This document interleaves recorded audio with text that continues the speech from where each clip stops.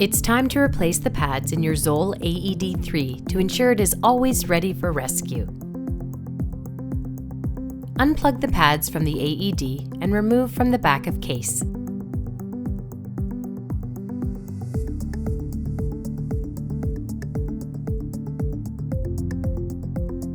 Place new set of pads in back of case and plug in to AED.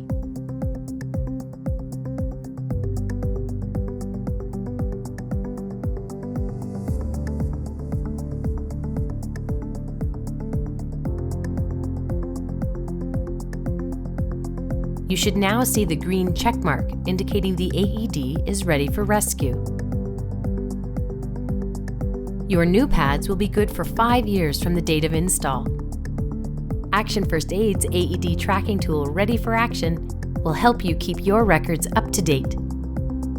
Thank you for doing your part to ensure we all have access to an AED that will be ready to help save a life. For any questions related to your AED or training, please email info@actionfirstaid.ca or give us a call at 705-720-2978.